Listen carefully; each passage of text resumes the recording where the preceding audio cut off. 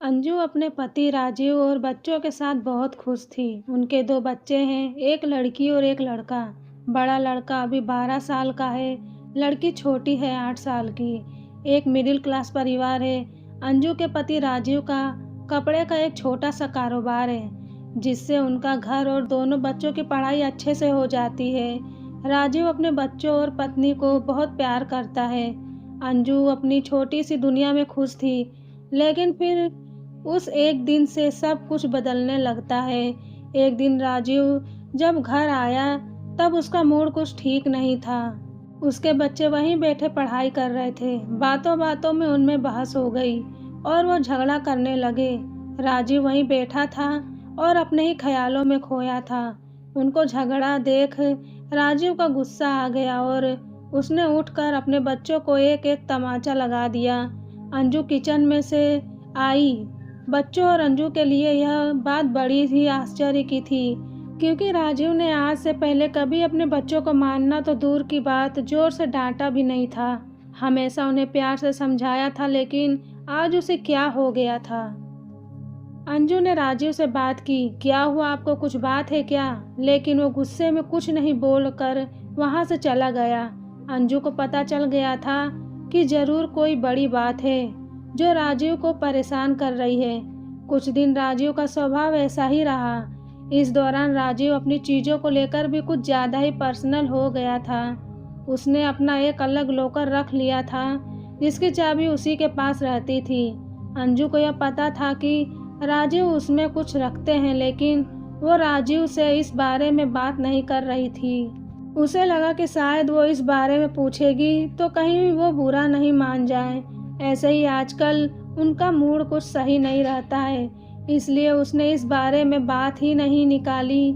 राजीव कुछ दिनों से अब अकेला रहने लगा था, ज़्यादा बातें नहीं करता, बच्चों से भी।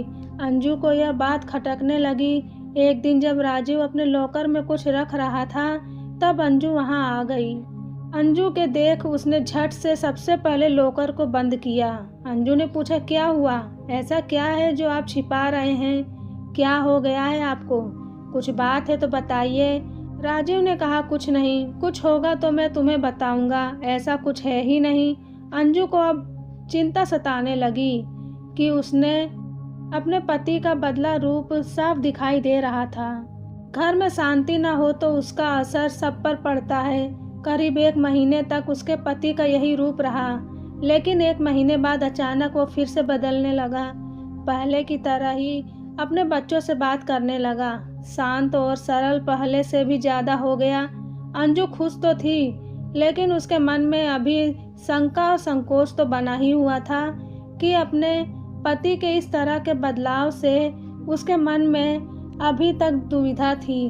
सब कुछ धीरे धीरे फिर पहले जैसा होने लगा, लेकिन अभी भी राजीव अपने लॉकर को नहीं छोड़ता था। लॉकर पर ताला ही रहता था, ना ही उसे किसी को हाथ लगाने की इजाज़त होती थी। अंजू को लगा कि राजीव फिर से वैसे हो गए। अभी यह काफ़ी है, धीरे धीरे वह शायद खुद ही अपने मन की बात बता दे। समय बीतता गया। एक दिन अंजू दोपहर अपने घर से कुछ कामों को निकल गई। राजू दुकान पर थे और बच्चे स्कूल, इसलिए वो घर के काम से खुद गई। लेकिन बाहर जाने पर उसे पता नहीं था कि उसे ऐसा कुछ दिखाई देने वाला है।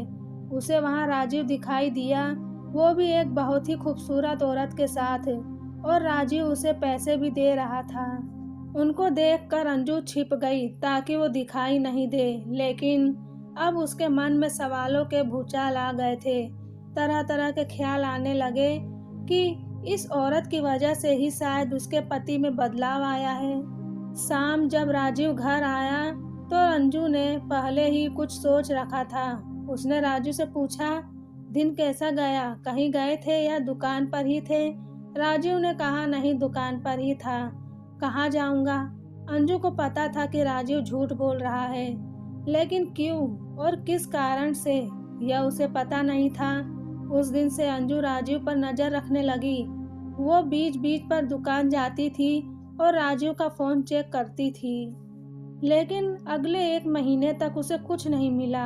राजीव ना तो उस औरत से मिला, ना ही कुछ और। लेकिन फिर 1 महीने की 1 तारीख वो उससे फिर मिलने दिखाई दिया और उसे पैसे देता दिखा। अंजू को फिर समझ नहीं आया कि आखिर यह बात क्या है। कुछ महीनों तक उसे देखा कि और उसे पता चला कि राजीव हर महीने उस औरत को पैसे देता है। अंजू ने महीनों तक इस बात को देखा। एक दिन जब राजीव अपने घर आया तो अंजू ने उसको पूछे ही लिया कि क्या बात है, आप कुछ छिपा रहे हैं क्या? राजीव ने कहा कि नहीं। फिर तुम वही बात लेकर बैठ गई। अंजू ने इस बार बोल ही दिया कि अगर कुछ छिपा नहीं रहे हैं तो हर महीने उस औरत को पैसे क्यों देते हो? राजीव के मुंह का रंग बदल गया। वो तिलमिला गया और गुस्से से बोला, तो तुम मेरा पीछा कर रही हो, मुझ पर नजर रख रही हो। हर महीने में बहुत लोगों को पैसे देता हूँ।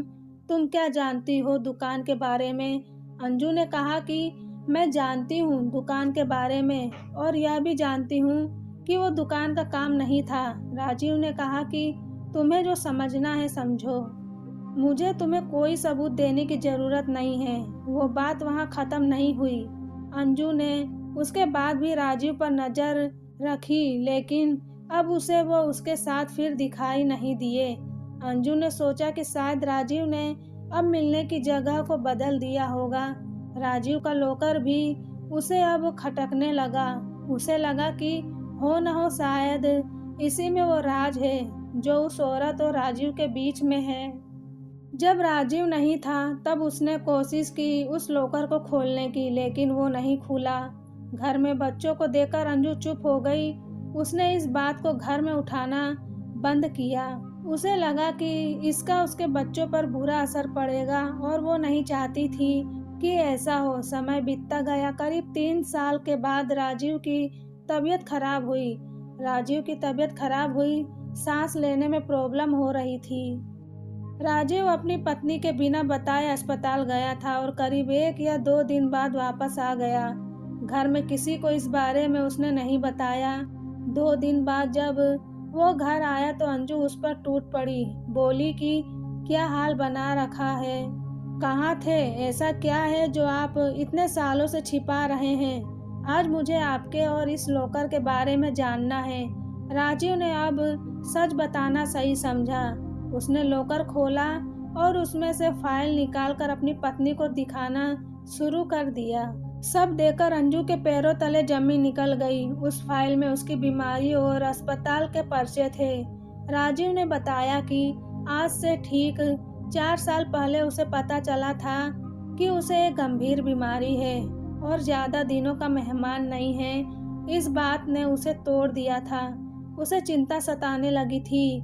वो यही सब में डूबा हुआ था। वो निराश और चिड़चिड़ा हो गया था। यह सब हो ही रहा था कि एक दिन दुकान के सामने उसे एक औरत दिखाई दी जो कि भीख मांग रही थी। उसे देखकर उसे दया आ गई। उसने उससे पूछा कि क्या हुआ बहन, देखने से लगता है कि तुम अच्छे घर की हो और फिर सड़क पर इस तरह भीख मांग रही हो। उस औरत ने अपनी कहानी सुनाई। कहा कि वो अनाथ थी। उसके पति ने उससे शादी की, लेकिन उनके देहांत के बाद उसका वहां रहना मुश्किल हो गया था। उसे वहां के लोगों के नियम का पता चल गया था, इसलिए वो कैसे भी बचकर अपने 2 बच्चों के साथ वहां से यहाँ इस नए शहर में आ गई। यहाँ उसे गुजारा और रहना मुश्किल हो रहा था, इसलिए मजबूरन उसे भीख मांगना पड़ रहा है। राजीव को उस समय लगा कि अब उसकी जिंदगी कुछ ही समय की है, इसलिए उसने उसकी मदद करना शुरू किया। उसे और उसके बच्चों के रहने और घर और खाने की व्यवस्था की। साथ ही हर महीने उसे पैसे भी भेजना रहता है। उसने न सिर्फ उसकी बल्कि औरों की भी मदद करना शुरू किया। राजीव भी आश्चर्य से भरा रह गया था कि इस दौरान उसे पैसों की कमी नहीं रही। साथ ही जो बीमारी उसे कुछ दिनों में खत्म करने वाली थी, उसके इस अच्छे काम की वजह से उसे अभी तक जीवित रखे हुए हैं। उसने अपनी पत्नी से कहा कि अब मैं अपने घर की जरूरत के बाद जितना हो सकता हूँ मदद करता हूँ। जिसे जरूरत है मुझे अंदर से खुशी मिलती है।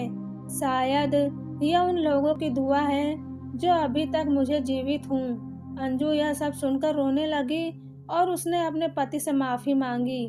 उसने कहा कि आप इतना सब कुछ झेल रहे थे और हम आपको कितना गलत समझ रहे थे।